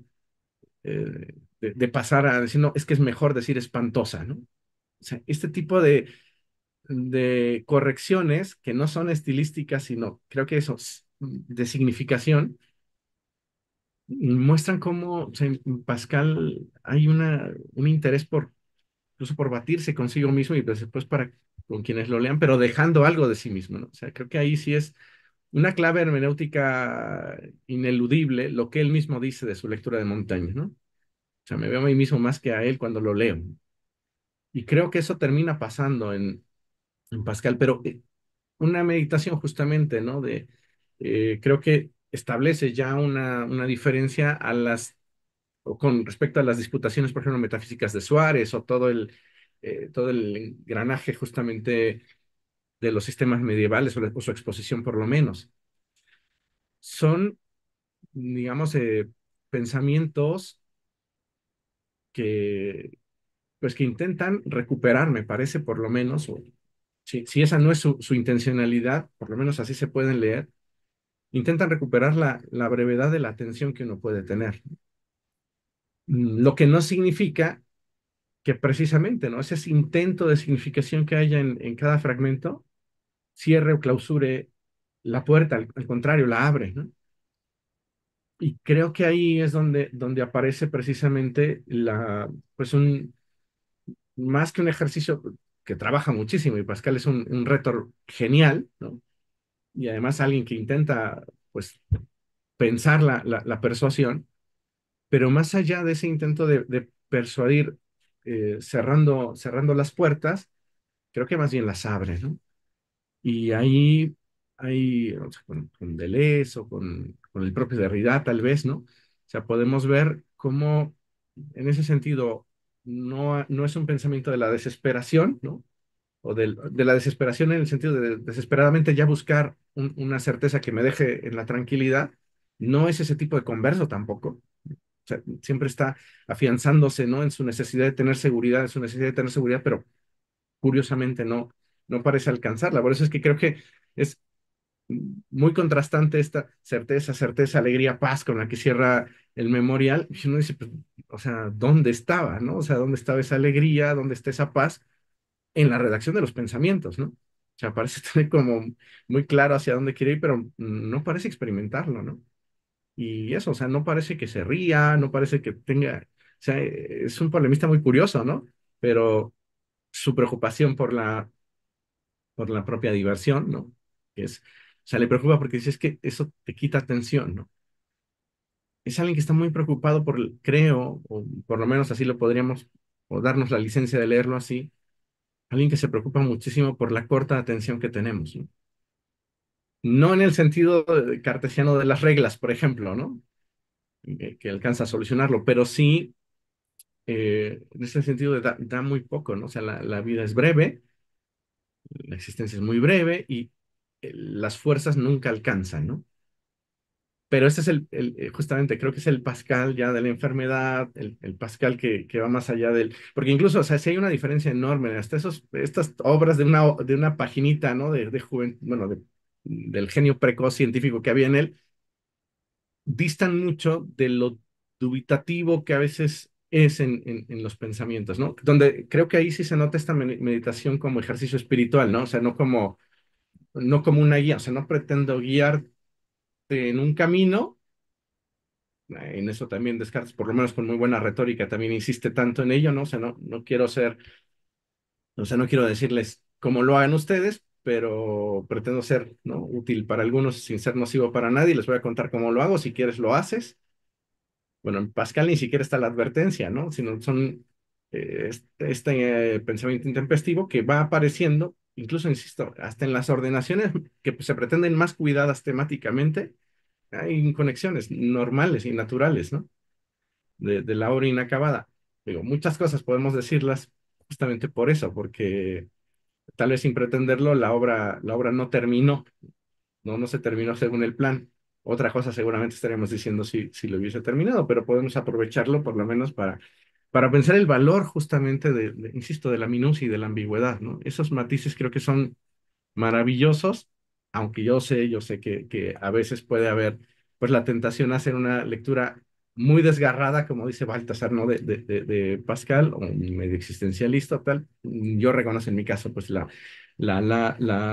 tremenda influencia de la lectura que Unamuno hace de él, ¿no? Y eso me anima a leerlo siempre agónico, o sea, esto de la batalla como agonía y demás, pero creo que da para pensar muchas cosas, ¿no? O sea, muy interesante lo que cuestionas. Muchas gracias, Carlos.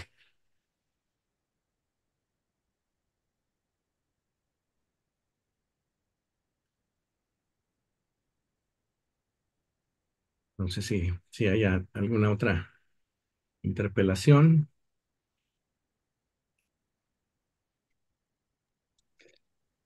Si cerramos. Pues si no hay, Ajá. también A ver, podríamos continuar, digamos, adelante, por favor. algunas más, con algunas inquietudes más que también Dale, tengo por ahí. favor. Eh, y esta me persigue desde hace bastante, esto de la diversión aunque duela, esto de que los reyes, por muy reyes que sean, están bufones. Y pensaba, por ejemplo, en el Rey de Reyes o Cristo, digamos ahí, en ese sentido, si acaso es que requiere bufones, si acaso incluso Pascal podría presentarse como un bufón. En realidad, lo que estaría pensando sobre todo es si Cristo, el crucificado, podría haberse permitido también en tanto que crucificado reír. Si se habría permitido, perdón, la última se cortó un Es poquito. decir, No. esta parte, Ajá, si Cristo, el ajá. crucificado, en tanto que crucificado, podría también reír. Ah, Rey, ok, sí. No sé si evidentemente la cruz de suyo, pero bueno, o sea, la primera grieta enorme, ¿no? la primera eh, contradicción, digamos, enorme, eh, la comenta el propio Pascal, ¿no? O sea, muchas personas solemos citar este fragmento, ¿no? De si se ensalza lo humillo, si se humilla lo levanto. Pues es un comentario, justamente, es una paráfrasis de esta sección del Evangelio, ¿no? De este fragmento del Evangelio en donde, ¿no? O sea, Cristo dice, ¿no? O sea, todo aquel que se humille será ensalzado, todo aquel que se ensalce será levantado, ¿no? O sea, dice, ¿no? O sea, y pues está, bueno, según algunas de las más recursadas interpretaciones ahí exegéticas teológicas, pues está hablando de la cruz precisamente, ¿no? Y de la locura del mundo eh, pues precisamente, ¿no? Y creo que Pablo puede ser tal vez uno de los puntos de toque, ¿no? Corintios, si no recuerdo mal, ¿no? O sea, donde hace tanto énfasis en la locura de Dios es más cuerda que los hombres, ¿no? Y, y ahí, bueno, pues evidentemente, ¿no? O sea, tendremos que siempre apelar y acudir a la imaginación y construir justamente el drama de Cristo. Y según pues, la narrativa que usemos, podremos ver más o menos posibilidades justamente de esa figura, ¿no? O sea, casi nunca hay lugar, por ejemplo, a la risa, al humor en el Cristo ficcionalizado, por ejemplo, por Kazantzakis, ¿no? En su novela.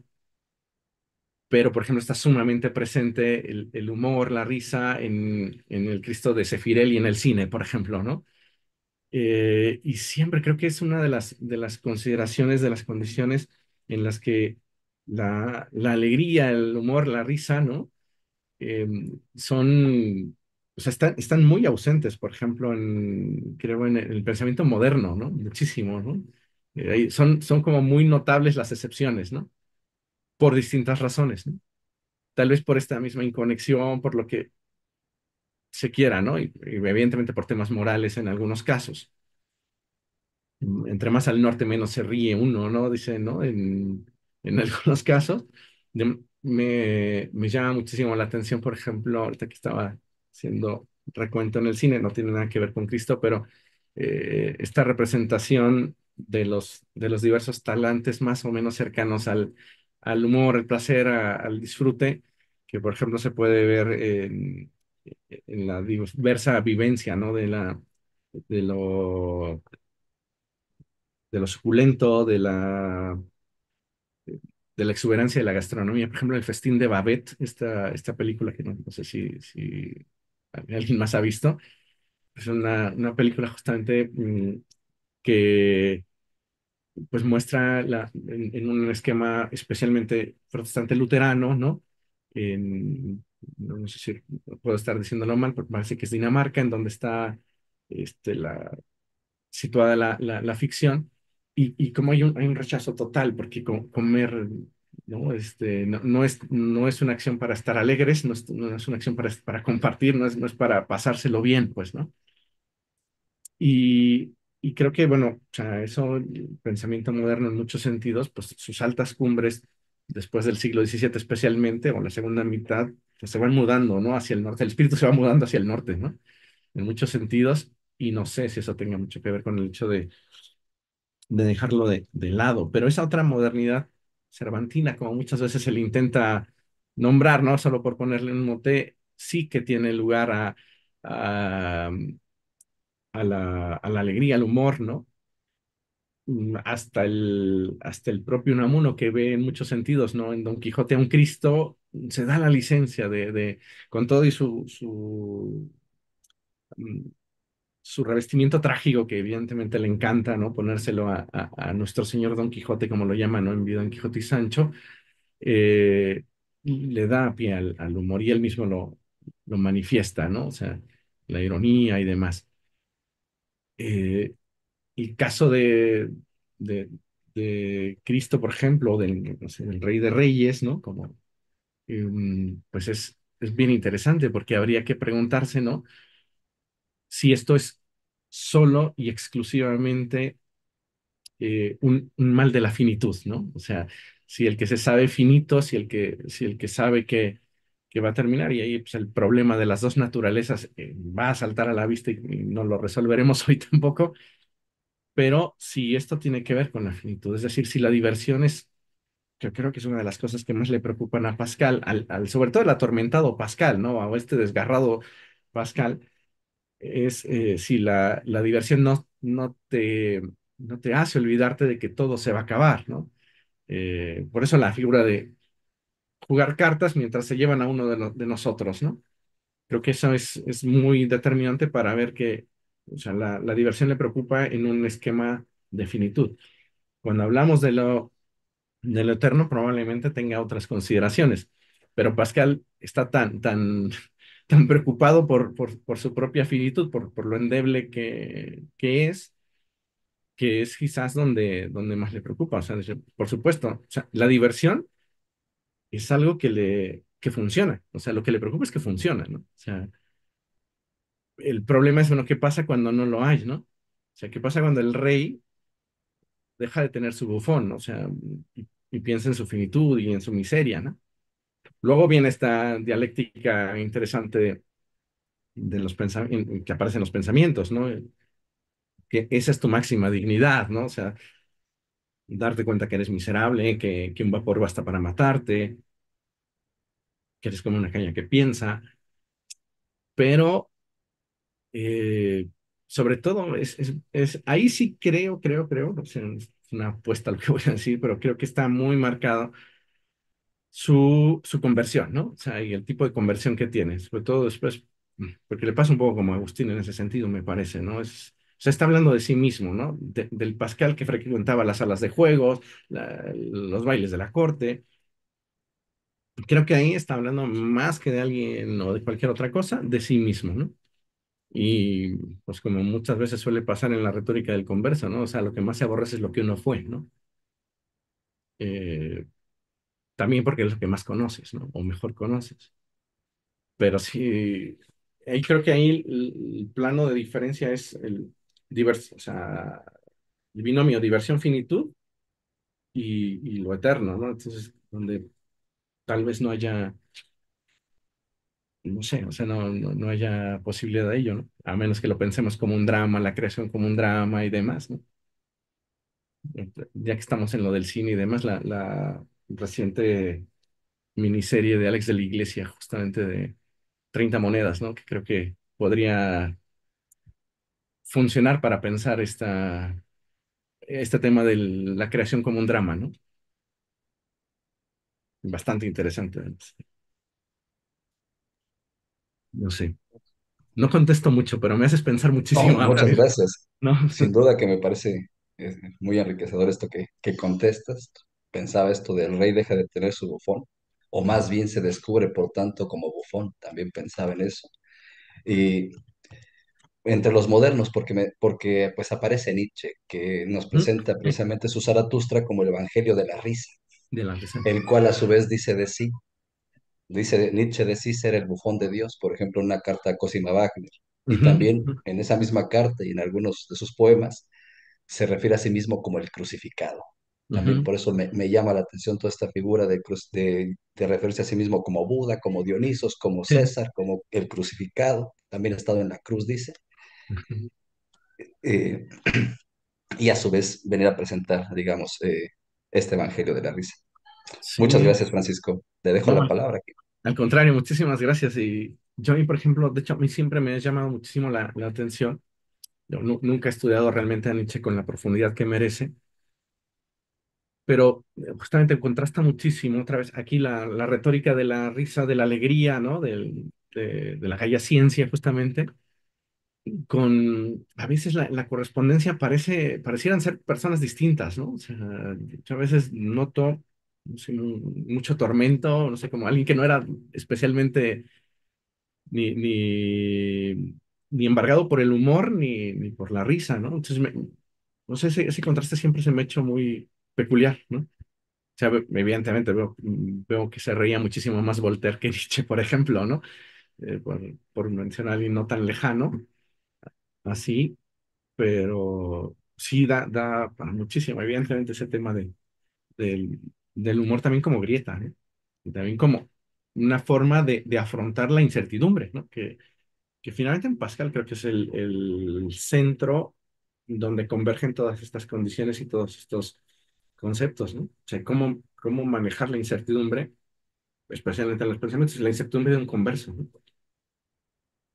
Y tan peculiar es ese converso, no sé. Un jansenista muy curioso, ¿no? Muy curioso.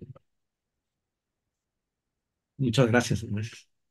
Parece que hemos venido a dar con la objeción más fuerte que se le puede hacer a Pascal y que de alguna manera se la hace Borges, ¿no? En sus ensayos, ¿no? Dicen, pues dicen que encontró a Dios, pero él no se le nota la alegría de haberlo encontrado, más bien se le nota pues eso, la desesperación por su ausencia, ¿no? Eh, pero bueno, si el tema de la alegría está ausente y es, insisto, la objeción más fuerte que se le puede hacer a Pascal y al Pascal de Francisco, ¿ah? Porque Francisco en su carta esta reciente pues nos pinta ya un beato que dónde está la beatitud, en el sentido de alegría precisamente, ¿no? Ujú, Te la platicaron, Santo Padre, pero yo no se la veo, ¿no? ¿Verdad? Y en cambio, otros jesuitas, sus jesuitas contemporáneos, lo que le reprochaban era otro tipo de risa, que era la ironía. Le ujú, decían, pero ¿y tú cómo te atreves en asuntos tan santos a recurrir a la ironía, ¿no? Y es donde ahí se defiende él diciendo que Dios, si no Jesús en la plenitud de los tiempos, pues Dios en el momento de la creación y de la expulsión de Adán del paraíso, dice, Dios se permite la ironía, no sé si se acuerdan, ¿no? ujú. Con el, del árbol de la vida, sí, del árbol de la vida, ¿no? O sea, ya comiste del árbol prohibido de la ciencia del bien y del mal, mira, vete para afuera, no vaya a ser que comas del árbol de la vida y ahora sí seas uno de nosotros, ¿no? ¿Se acuerdan? Entonces dice Pascal, pues ahí se está burlando de estos desgraciados que están siendo expulsados del paraíso, ¿no?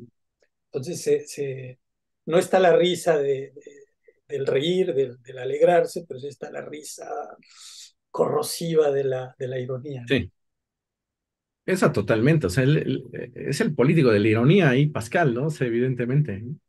Y, y es la manera en la que logra, pues, sortear justamente la polémica pública, ¿no? Pero en la polémica pública, en la personal, justamente siempre uno lo va a echar de menos. Yo me acuerdo muchísimo. Creo que Pascal es no sé si el mejor, pero uno de los mejores ejemplos eh, para, para explicitar, digamos, para darle imagen a una afirmación una cita muy bonita de José María Capdevila en La impaciencia de Job, que dice, eh, tú eres la causa de nuestro mayor dolor, se le habla a Dios, ¿no? O sea, tú eres la causa de nuestro mayor dolor. Algunas veces por tu presencia y casi siempre por tu ausencia, dice. Eh, Pascal, creo que es eso, o sea, es quien, o sea, si le podemos creer que encuentra a Dios, no lo encuentra con esta beatitud justamente en sentido clásico, ¿no? O sea, lo encuentra como una interpelación, ¿no? O sea, por eso insisto, es el único lugar donde dice certeza, certeza, alegría, paz, es en el memorial. Si fue una experiencia mística, pues no podemos saber mucho ni contrastarla, pues, desde términos en donde podemos justamente hacer un, una, un intento de hermenéutica no mística, ¿no? O sea, o silogística incluso.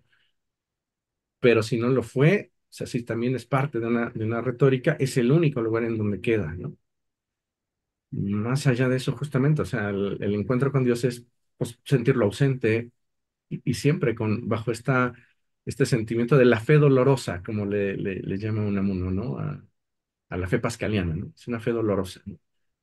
Eh, pero no pasiva, y eso es bien interesante, ¿no? O sea, Pascal siempre es el empuje de pensar, de decir, de contrastar, de buscar, ¿no? O sea, por eso es que tampoco es un reposo no pasivo. Yo siempre digo, es que Pascal es un buen ejemplo de reposo creativo, pues, ¿no? Poético, ¿no? O sea, eh, que tampoco es posible crear sin estar fuera, digamos, del vértigo de las obligaciones cotidianas, de un montón de cosas, ¿no?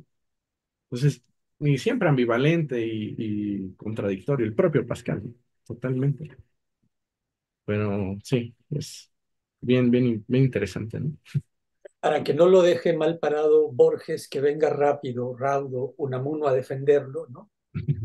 Que con Unamuno hay que subrayar la alegría del combate. Ujú. O sea, no tiene esta risa inocente, esta risa alegre, infantil, pero sí tiene la alegría del combate, eso sin duda, ¿no? No, y totalmente, otra vez, como Pascal, a través de la ironía, ¿no? Es la, no sé, Benedict Botier, por ejemplo, tiene todo este libro sobre la escritura irónica de Unamuno, ¿no? Bien interesante. Y creo que tiene mucho que ver justamente con esa hermandad espiritual que él se agencia, ¿no? O sea, soy de ellos, soy de los, bueno, no diría soy de ellos, Unamuno diría al revés, ¿no? O sea, Pascal es de los míos, ¿no? Es de los, Sí, claro, pues sí, claro. evidentemente, ¿no? Pero sí, es la alegría del combate, ¿no? Totalmente.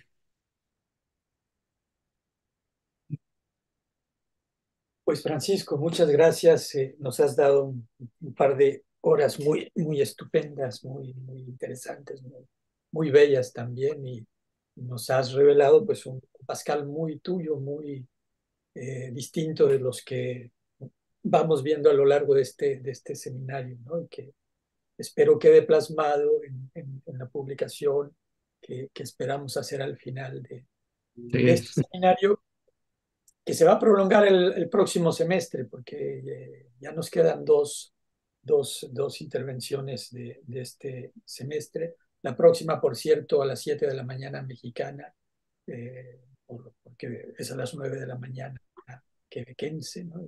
Ya ujú, un jueves, ¿no? Como hoy que nos estamos moviendo.